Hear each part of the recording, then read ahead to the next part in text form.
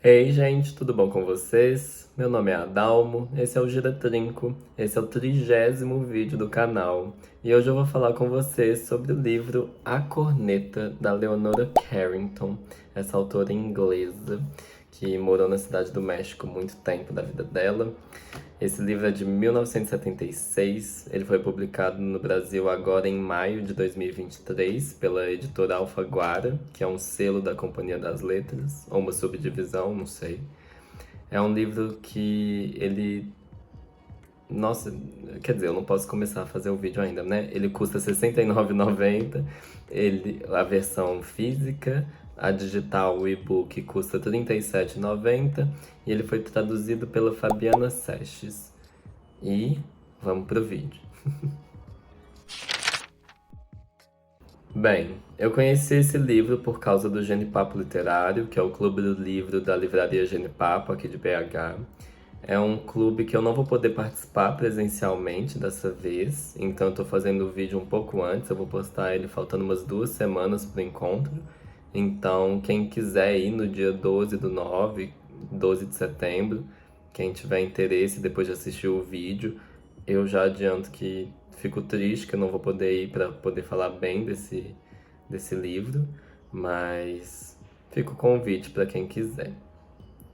É um livro de uma autora que, assim, a primeira coisa que eu faço quando eu vou ler um livro é ler a parte de trás e depois as orelhas. E na orelha já conta a história dessa autora de um jeito um pouco diferente, né? Tá na primeira orelha e é uma história maior do que o normal. Ela foi uma pessoa que teve uma vida muito intensa, para dizer o mínimo. Ela nasceu na Inglaterra e ela era filha de mãe irlandesa e ela foi expulsa de 2 colégios religiosos, daí ela foi estudar em Florença. Lá em Florença ela conheceu uma pessoa que ela já admirava, um artista, que é o Max Ernst. Ela tinha ganhado um livro sobre a obra dele um ano antes e depois conheceu ele e se relacionou com ele. Só que aí os nazistas prenderam ele e ela fugiu para a Espanha. Lá da Espanha ela conseguiu ir para Nova York e de Nova York ela foi para a cidade do México, onde ela teve quer dizer, onde ela viveu o resto da vida dela. Eu esqueci agora onde que ela foi internada. Acho que foi na Espanha mesmo. Na Espanha ela teve um colapso nervoso por conta de toda a situação que ela estava vivendo e ela foi internada num hospital psiquiátrico. Não lembro quanto tempo, eu acho que foi um ano. Não falo quanto tempo aqui. Só que isso vai impactar a vida dela naturalmente. E isso está relacionado com o livro também, eu não estou falando à toa. E na Cidade do México ela vai participar do movimento de libertação feminina e ela vai fazer amizade com vários artistas da época, assim. Inclusive o Rodorovsky, que é um dos meus diretores favoritos, um dos meus artistas favoritos em geral, um dos meus filmes preferidos, que é A Montanha Sagrada, que eu tenho o DVD dele, de tanto que eu gosto. Esse filme, nossa, ele é uma loucura, assim. Eu já levei ele para um clube do filme que foi meio caótico. Algumas pessoas não quiseram assistir até o fim, mas gosto muito de saber que a Leonora Carrington era amiga desse povo, então ela tinha uma cabeça muito interessante. Ela é descrita como uma das últimas, ou a última mulher surrealista. Eu não sei quando que o movimento acabou, quando que essa corrente acabou, mas é uma pessoa com uma vida minimamente interessante. E ela morreu em 2011, ela viveu muito tempo, ela nasceu em 1917. E esse livro ser de 1976 eu ainda tô meio em choque. Por quê? Porque o livro, a premissa dele. Ah, antes disso, a capa do livro, que eu achei maravilhosa, é dela. É um quadro dela. Eu acho que eu vou colocar ele sem o nome, sem o título, para vocês verem melhor aqui. Mas eu achei essa capa linda, linda, linda. E saber que é dela, fiquei mais interessado ainda em saber o que ela tinha para escrever. Eu gosto muito de surrealismo, de realismo fantástico também. E esse livro é mais surrealista do que qualquer coisa que eu já tinha lido. Mentira, tem outro livro, tinha até esquecido dele, que é o... Ai, meu Deus. É o livro que fica apoiando o meu celular para eu gravar vídeo. Mas é o Obsceno Pássaro da Noite, do José Donoso, que é um livro muito legal, que eu também diria que é meio surrealista. Eu não sei classificar direito, eu não sei se eu tô desrespeitando algum tipo de critério, mas esses dois livros, tanto A Corneta quanto O Obsceno Pássaro da Noite, são livros que desafiam muito a sua noção de realidade, assim. Mas a premissa da corneta não é surreal, não é nada por si só, ela é até simples, que é a ideia de uma senhora de mais de 90 anos que ela recebe de presente uma corneta da amiga. E essa corneta vai permitir com que ela escute que ela escute na casa dela que o filho, a nora e o neto querem se livrar dela e mandar ela para um asilo. E eu tinha escutado essa premissa até aí. Eu só tinha prestado atenção até aí quando as pessoas me contavam sobre esse livro. E aí eu achava que o livro seria sobre ela tentando evitar ir pro asilo. Mas a realidade, eu já adianto, ela vai pro asilo. Tipo, ela não consegue fazer nada para evitar isso. E ela vai contra a vontade dela. E o que acontece no livro, de fato, o que realmente é a trama, é a vida no asilo. Só que assim, isso é diminuir o livro de uma forma tão surreal. Ai, não quero usar surreal a palavra nesse vídeo. Mas é reduzir o livro de uma forma tão grotesca, porque é um livro que não tem como explicar direito. Não é pra fazer sentido. As coisas elas acontecem num fluxo contínuo assim, e o livro não tem capítulos, inclusive. Ele tem algumas pequeníssimas subdivisões, mas no geral ele é corrido. Ele só vai acontecendo, não tem nenhuma pausa real. Inclusive, isso se assemelha a um sonho, de certa forma. Eu ainda devo falar um pouco mais sobre esse aspecto do sonho. Só que é um livro que ele não tem limites. Ele é um livro que tem um quê político no sentido de desafiar as limitações impostas pela sociedade mesmo. E é um livro que vai fazer isso de uma maneira tão não convencional que eu tenho dificuldade de descrever o que eu li. De verdade, é um livro muito único mesmo. E eu não tô. Isso não é publi, acho que já tá claro que eu não ganho dinheiro fazendo esse canal. Mas. Nossa, é um trem muito doido. E quem fez o pós-fácil desse livro foi a Olga Tokarczuk, que foi vencedora do Prêmio Nobel, acho que em 2019. E ela, inclusive, eu já li um livro sobre os ossos dos mortos, eu me desfiz dele recentemente, mas é um livro bem legal. E inclusive é um livro que, depois de ler A Corneta, dá pra ver como que ela foi influenciada pela Leonora Carrington. E no pós-fácil da Olga, ela vai falar mais sobre o livro e sobre esse aspecto transgressor que ele tem. Ele é um livro que ele questiona o etarismo, assim, ele questiona diversas barreiras, é um livro feminista também. Só que é difícil explicar o surrealismo dele. Em alguns momentos, inclusive, eu achava que pareciam uns delírios, assim, umas divagações muito fora da realidade. Só que é basicamente para tentar colocar o pé no chão de alguma forma. É um livro sobre uma senhora que ela tá completamente ciente das coisas e tratam ela como se ela não tivesse ciente, tratam ela como se ela tivesse muito senil no sentido mental da palavra, e eu acho que isso se relaciona de certa forma com a internação. E que cachorro chato, gente, desculpa. Esse cachorro late o dia inteiro. Enfim, eu acho que essa ida ao asilo e essa internação da autora, da Leonora, se relacionam fortemente, assim. Existem outros traços meio autobiográficos nesse livro, que é uma mulher que ela mora num país, tipo, da América, que meio que fica evidente, não é explicitado, mas meio que fica indicado que é o México, porque não é os Estados Unidos, está perto dos Estados Unidos. e que teve uma mãe irlandesa também, e que não lembro, assim, eu tinha uns pontos da história que eu não lembrava se eu tinha lido sobre a Leonora ou se era a personagem. Então é esse nível de conexão, assim, de. Como é que fala? Não, gente, não é coxa de retalho. O trem tá intrincado, assim. E aí, o livro, ele é muito engraçado. Eu ri, assim, eu gargalhei com esse livro. E eu acho muito difícil achar um livro engraçado. Achar uma coisa escrita engraçada é muito difícil porque normalmente, pra mim pelo menos, o humor tá muito relacionado a tempo, tipo, ao timing de uma piada e ao tom com que aquilo é feito, com ironia. E colocar isso em palavras, num livro em geral, assim, um livro realmente engraçado, pouquíssimos livros que eu li na vida eu achei engraçados. E esse livro, nossa, eu ri bastante com ele, eu achei ele um humor muito inteligente, é um livro inteligente. Queria ter escrito, é esse tipo de livro, é o livro que você queria ter escrito. Inclusive tem uma frase. Ah, mentira, eu vou deixar essa frase pra parte do vídeo que eu escrevi, que eu ia mencionar ela.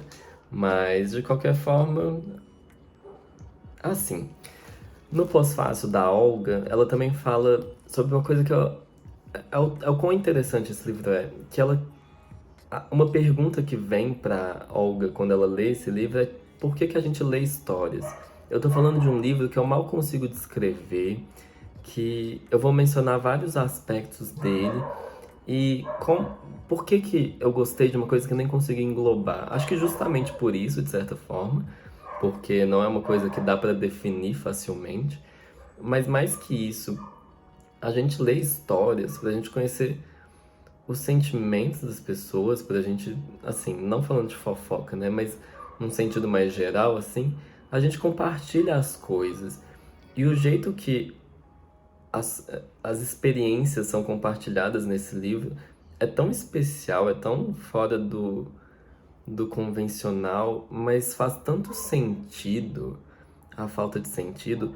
É a tradução de um sonho, assim, de uma corrente de pensamento, de um fluxo de ideias que, nossa, no final eu acabei de ler o pós-fácil e eu fiquei, eu comecei a chorar, assim, eu fiquei, nossa, esse livro, será que esse livro mudou minha vida? Esse é o nível do negócio. E assim, só o tempo vai dizer de fato o quanto esse livro me impactou, mas é um livro que, meu Deus, eu recomendo ele e eu recomendo ele justamente. Eu notei agora que é a frase que eu queria ler, eu ia falar ela em meio minuto depois do vídeo. Mas é a frase do Luiz Buñuel, tá aqui atrás, que é: a leitura de A Corneta nos liberta da triste realidade do cotidiano. E é uma frase que ela não simplifica, né? Ela arremata, assim, ela condensa a ideia do livro muito bem, porque é um livro que tá fora da realidade, mas que fala sobre ela de um jeito tão elegante. É um livro que só alguém com uma vida muito surreal, igual a Leonora teve, consegue escrever, assim. Eu acho que tem que ter uma vivência muito fora do normal, assim, para você conseguir colocar em palavras o que ela colocou. Mas, de qualquer forma, acho que eu já deixei claro que eu gostei do livro, eu gostei bastante. E se eu recomendo? Então, gente, recomendar esse livro eu acho um pouco complicado, porque eu posso falar o quanto eu quiser sobre a minha experiência e tal, sobre eu ter gostado. Eu não duvido nada que alguém pegue esse livro e fale, tipo, que palhaçada é essa? O que que tá acontecendo? E se a pessoa insistir em ler, talvez só piore a situação. Mas assim, eu digo que eu recomendo. Se você vai gostar, se você vai entrar na viagem, se você vai realmente achar alguma coisa que ressoe em você com esse livro, nesse livro, aí é cada um com o seu cada um, mas ressoou muito em mim, a ponto de eu ficar assustado. Mas. E só o pós-fácil que me fez ver algumas coisas. Eu vou falar muito sobre esse pós-fácil no vídeo, porque ele pegou uns pontos do livro muito bem, assim. Ele foi bem certeiro na análise do livro. Mas é um livro que, assim, no mínimo, eu achei divertido. Eu achei um livro divertido. Eu ri bastante e recomendo sim. Vamos explicar melhor então, vamos para os spoilers leves para eu poder falar com mais detalhes o que está acontecendo. O que tá acontecendo? Vamos lá. Então, primeiro aspecto que eu quero comentar, que não é muito relevante para a narrativa em si, mas está no livro, são as ilustrações dele, que são do Pablo Carrington, que é filho da Leonora. Eu só notei agora, porque eu fiquei tipo, eu vou fazer o vídeo, vou mencionar os desenhos, as ilustrações, e agora eu vou ver quem é a pessoa que fez. E tô meio chocado que é do filho dela, por quê? Porque eu ia mencionar justamente que, assim, eu gostei do traço das ilustrações, eu gostei delas, eu gostei da vibe delas, assim, elas têm uma pegada interessante, faz sentido com o livro no geral. Mas em alguns momentos eu não entendia por que as ilustrações, elas, tipo, destoavam da história em alguns pontos. Tipo, sei lá, descreve uma cena que as personagens, por exemplo, estão em cima de um lugar e aí a ilustração mostra que elas estão dentro do lugar. Aí eu fiquei, uai, pra que mudou? Tipo, qual que é a diferença? E uns detalhes assim meio bestas, tá, escolha artística do filho da Leonora. Acho fofo que seja dele, assim. E tem umas ilustrações muito legais. Tem uma que eu vou comentar mais pra frente, porque eu achei maravilhosa. E esse aspecto das ilustrações adicionou bem ao livro em geral. Esse aspecto das dissonâncias das ilustrações com a história meio que me incomodou, mas não é sério, né? Eu falo muito disso. Eu me incomodo demais no canal. Só que, além das ilustrações, a gente vai ter o que eu tenho pra comentar nos spoilers leves. Porque eu já mencionei os traços autobiográficos que tem no livro. Eu fiquei em dúvida se era spoiler leve ou se podia estar na introdução. Mas eu acho que os sentimentos que estão no livro também fazem muito sentido com o movimento que a Leonora participou de libertação feminina. Eu acho que quando você vai lendo o livro, você vai entendendo melhor o que acontece. E o livro tem umas reflexões que você vai pegando assim, de repente. Inclusive eu anotei aqui, porque na página 63 tem um personagem que você. Eu não odiei esse personagem, assim, é uma pessoa detestável no livro. Mas que ele fala uns trem que eu fiquei assim, gente. E é coisa besta, por exemplo. Tem uma hora que ele fala assim: vício e hábito significam a mesma coisa. Enquanto formos vítimas do hábito, seremos escravos do vício. E aí eu parava pra pensar, assim, eu ficava. Nossa, ultimamente tem se falado tanto sobre hábito na nossa sociedade, a força do hábito, assim. Mas hábito é um vício. E aí eu ficava, nossa. E na mesma página tem uma. Como é que é? A personalidade é um vampiro e o verdadeiro eu nunca pode emergir enquanto a personalidade for dominante. E aí eu parei pra pensar, nossa. Nossa. Porque esse trem, por exemplo, de qual signo, de acordo com o seu signo, qual Barbie você é, esses trem eu fico, gente, eu não sou esses trem, sabe? Eu não sou essas coisas mínimas. E eu botei muita fé nessa questão de personalidade, você tentar se descrever de uma forma. Não é mais do que se colocar numas caixinhas, é um pouco mais do que isso. É você sentir uma necessidade de autodefinição para você conseguir seguir sua vida, assim. Ou que os outros fazem isso com você. Eu lembro uma ocasião, inclusive, em que eu tava com dois amigos, assim, que eram amigos recentes na época.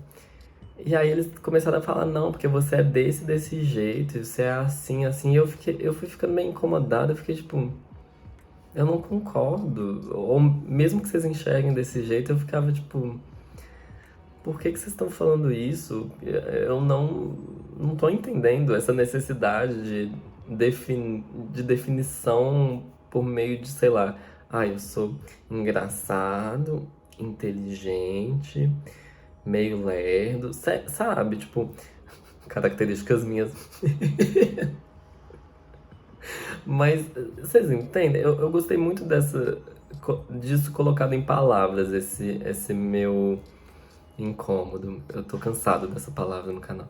Mas eu gostei muito desse sentimento de aversão à definição colocado nas palavras. O verdadeiro eu nunca vai se manifestar enquanto a personalidade estiver ali. Sabe? Eu gostei muito disso. E eu só, assim, spoilers leves dessa vez vai ser muito pequeno mesmo.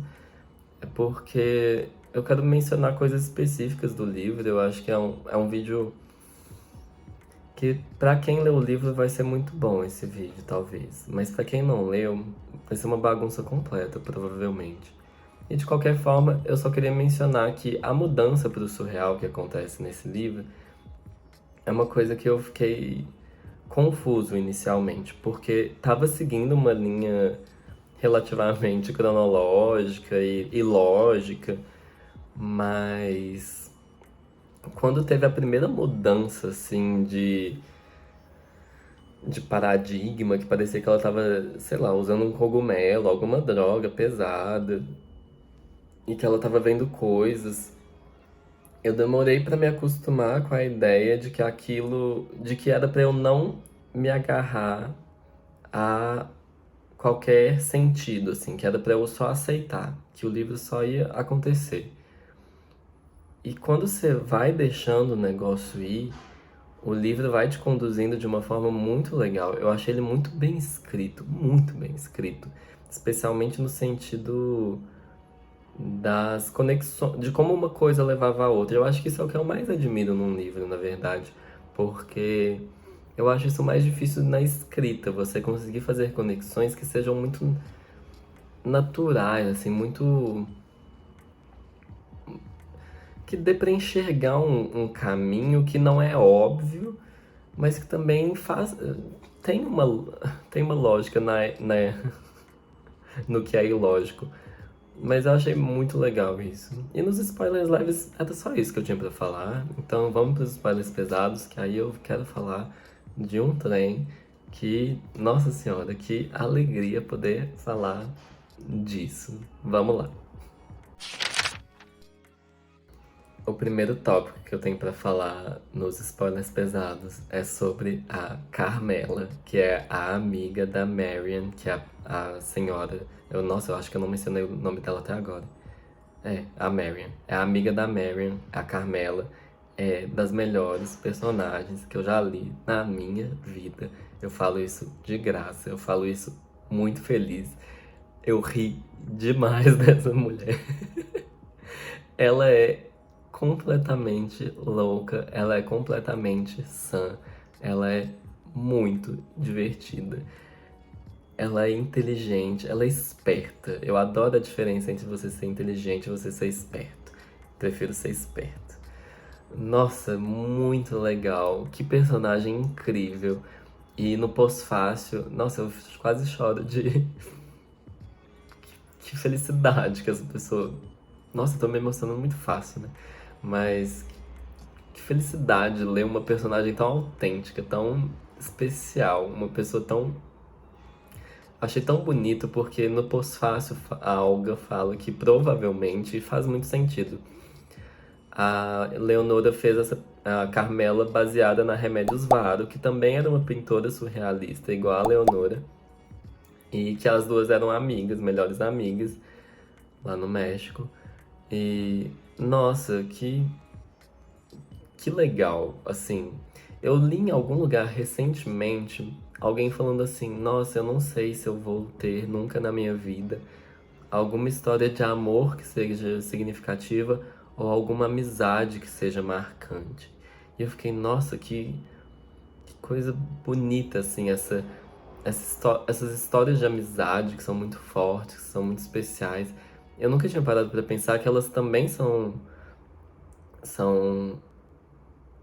são admiráveis, igual as histórias de amor, sabe? Eu nunca tinha equiparado dessa forma. E, e o livro, A Corneta, é sobre a Marian e uma certa autodescoberta dela, mas o segundo relacionamento mais importante, depois do relacionamento da Marian com ela mesma, é da Marian com a Carmela. E nossa, é uma amizade assim, que é muito fofa e muito. Ai, você quer ser amigo delas, é muito bacana. E nossa, eu rachei. Tem uma hora que a Marian. Gente, tem uma hora que a Carmela manda uma carta pra Marian, porque a Marian tá lá no asilo e a Carmela não tá. Boa parte do livro. Como eu tô nos spoilers pesados, eu posso falar que depois a Carmela vai pra lá, né? Mas antes da Carmela ir, ela manda uma carta pra Marian que é tipo: Não, eu vou te tirar da prisão. Eu vou mandar.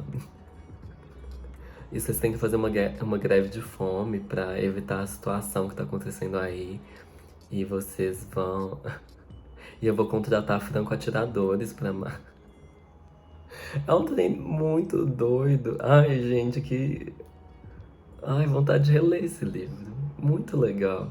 E a Carmela, ela é sem noção e ela é completamente com noção. Ai, é muito legal. Eu não consigo falar mais. E uma coisa que eu achei muito legal, que eu só notei no final do livro, eu fiquei, gente.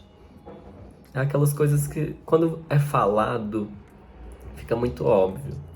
Mas assim, pra quem não conectou ainda, a Marian ganhou a corneta pra ela escutar as coisas da amiga dela. E é a Carmela. Era basicamente a única amiga dela, assim. Eu acho. Que eu lembro. O início do livro, essa parte antes do asilo, é muito pequena. Mas aí a Olga escreveu no pós-fácil a seguinte frase. Bem no começo do livro, Carmela dá a Marian uma corneta auditiva que, de forma milagrosa, porque a Carmela não escutava praticamente nada, que de forma milagrosa permite que Marian seja seletiva sobre o que ela ouve. Eu não tinha entendido ainda essa nuance que é a Marian poder escolher o que, é que ela ouve. E o livro ele vai fundo nessa coisa do que você quer ouvir ou não, do que você quer ser ou não, e do quão difícil isso vai ser ou não. É um livro que ele eu já falei transgressor nesse vídeo, né? É um livro que ele questiona as coisas de um jeito muito doido, assim. Em algum momento eu escrevi aqui. É um livro que ele defende o feminismo pela excentricidade. A Olga fala no pós-fácil que basicamente a culpa cristã é uma coisa que tá no livro, que é evidente, assim, essa, essa força do catolicismo, do cristianismo, para minar a autoestima das mulheres. E quando você é uma mulher velha, você não é ninguém socialmente, você não tem nenhum tipo de poder, assim.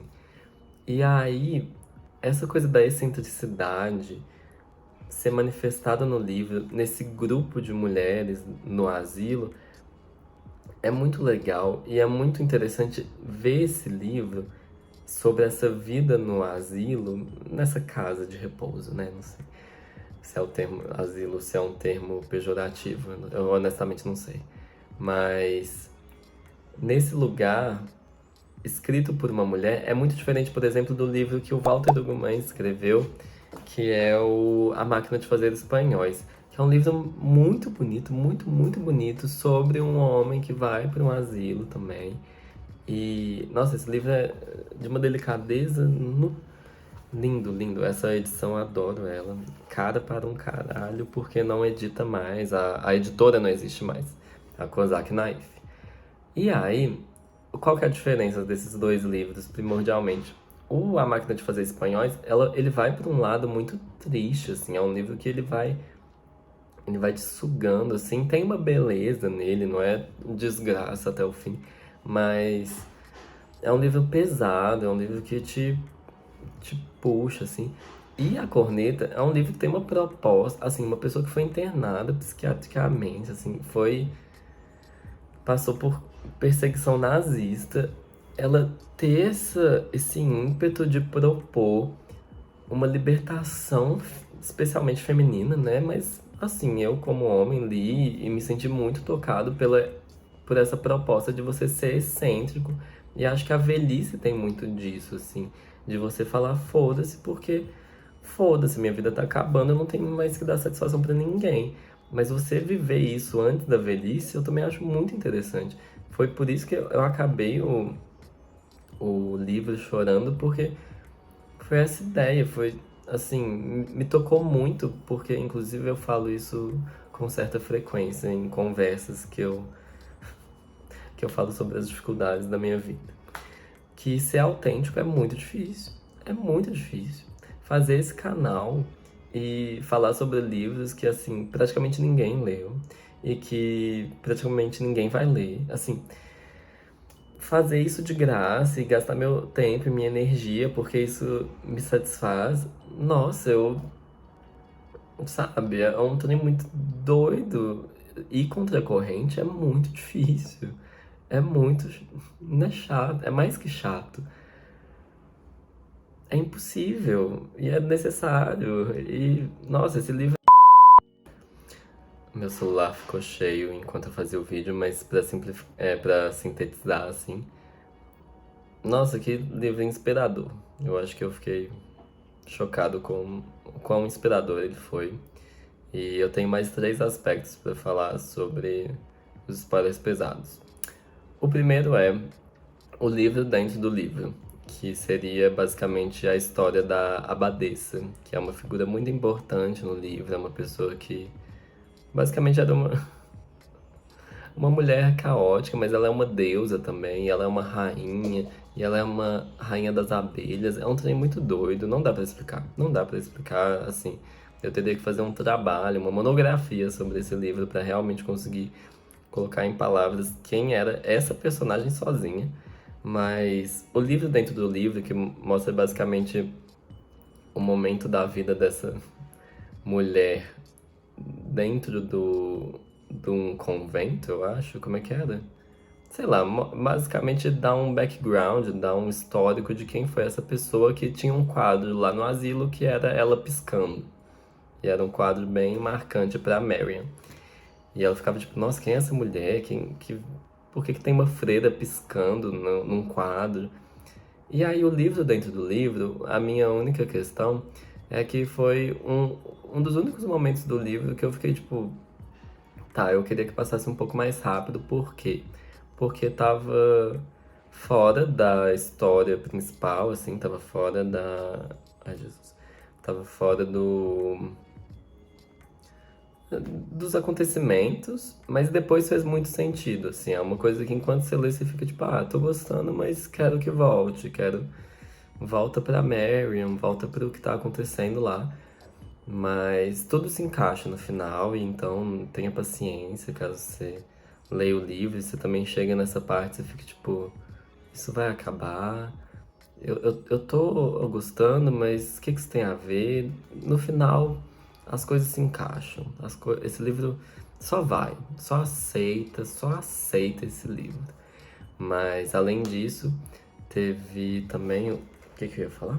Ah, os personagens. Assim, porque eu falei que esse livro é feminista no sentido do feminismo pela excentricidade, de você, tipo, das mulheres realmente só fazerem o que quiserem e pronto. Ah, não tem que questionar. Assim, óbvio que isso leva a consequências, mas o livro fala muito de um sentido comunitário, assim, de realmente ligar o foda-se. Mas mais do que isso, o livro fala de um questionamento do binarismo também, o que eu achei muito legal. Que tem algumas personagens que têm um gênero fluido ali, tem um caso de uma das velhinhas que quando ela morre, porque ela meio que ela come um trem envenenado que não era pra ela. Ela vai ser enterrada e se descobre que ela, na verdade, era um homem. E nesse caso, era realmente um homem que se vestiu de. Isso é tão doido.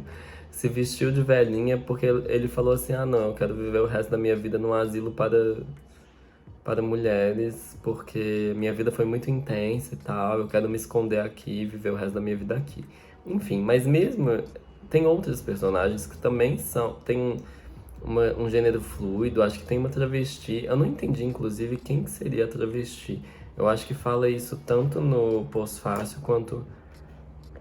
Não lembro onde, mas eu não entendi qual personagem seria a travesti. Eu fiquei confuso com essa parte. Mas de qualquer forma, esse questionamento do binarismo, do masculino e feminino, do ganhar e perder, o mundo no final do livro ele gira. Tem tipo um apocalipse assim que os polos vão para outro lugar também. Então tem até essa mudança do que é norte e sul no livro. É uma proposta tão foda, é tão extraordinário o que esse livro se propõe a questionar, assim, que ele fala, não é para fazer sentido, seja excêntrico ao ponto de não fazer sentido nenhum. E assim, ele tem esse tom surrealista e o último tópico que eu tenho pra comentar, que eu não queria que fosse o último tópico, porque é só um desenho, basicamente, é uma criatura que aparece no livro, na página 173, e que eu faria uma tatuagem desse trem aqui, que é um... Como descrever? É um pássaro que desabrocha, é a descrição, que seria basicamente... Gente, esse trem... É basicamente um bicho que ele tem as pernas e que ele tem penas. Tipo, penas não, asas. Tipo, do pescoço pra baixo, que ele voa com 6 asas que impulsionam ele. Assim, eu não tatuaria esse aqui propriamente, mas alguma versão dele, se eu pedisse pra quem for tatuar desenhar mesmo, eu falaria, faz esse bicho, só que um pouco mais bonito, assim. E eu achei muito legal.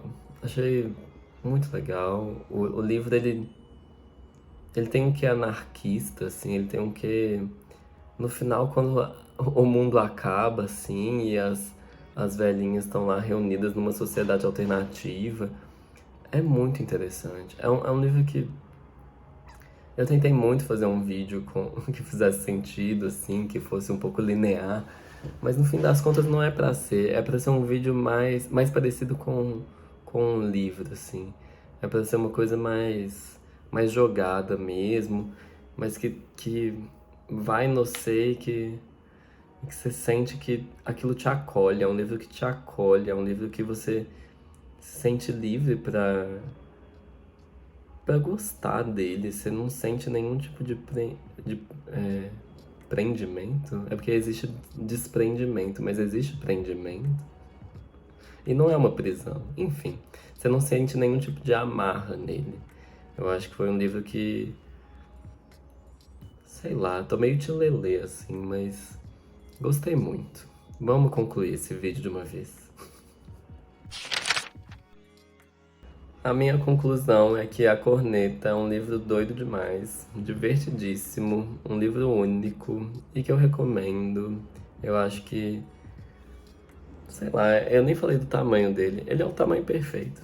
Ele é um livro muito bem, o compasso dele, o ritmo.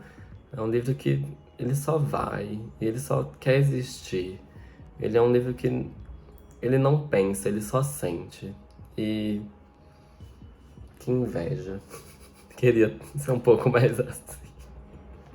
Fica a inspiração, né? Não precisa ser inveja. E é isso, gente. Esse é o vídeo da semana. Muito obrigado a quem assistiu. Obrigado pela paciência. Hoje foi bem zoneado. Mas é isso. Muito obrigado. Até quinta que vem. Um abraço e um beijo.